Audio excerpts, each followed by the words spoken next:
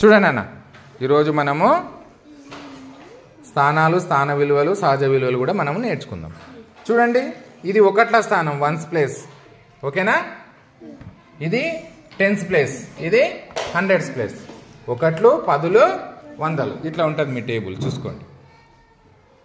ఇప్పుడు నేను ఇచ్చే లెక్క ఎట్లా అంటే, ఒక్క నిమిషం చూడండి.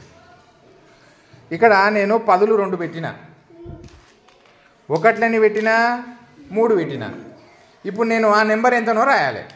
ఎంత నెంబరు మీరు చెప్పండి చూద్దాము.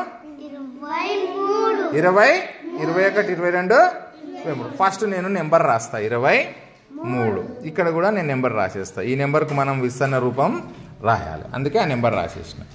ఇప్పుడు ఏం చేద్దాము, ఇక్కడ పదులు ఎన్ని ఉన్నాయి? 2. ఇక్కడ ఒకట్లు ఎన్ని ఉన్నాయి? 3. చూడండి అన్న, నెంబర్ రాసేసిన అంతే నేను. 23 నెంబర్ ఇప్పుడు వచ్చింది.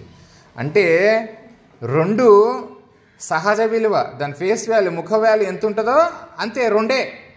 2 యొక్క సహజ విలువ 2, 3 యొక్క సహజ విలువ 3. కానీ స్థాన విలువకు వచ్చేసరికి చూడండి మారుతుంది. ఇక్కడ 2 పదులు ఉన్నాయి కదా నాన్న, 2 పదులు కలిపితే మొత్తం ఎంత అవుతుంది? 20. 3 ఒకట్లు 3.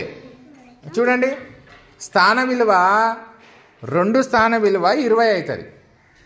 అంటే 2 పదులు ఉన్నాయి కదా, 20 అవుతుంది.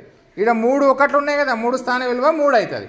ఇప్పుడు విస్తరణ రూపం రాద్దాం. చూడండి, విస్తరణ రూపంలో ఇక్కడ వందల స్థానంలో ఏమైనా ఉన్నాయా? ఏమి లేవు, కాబట్టి 0 పెడతాం. ఇక్కడ పదుల స్థానంలో ఎంత ఉందమ్మా స్థాన విలువ? 20 ఇక్కడ రాస్తాం.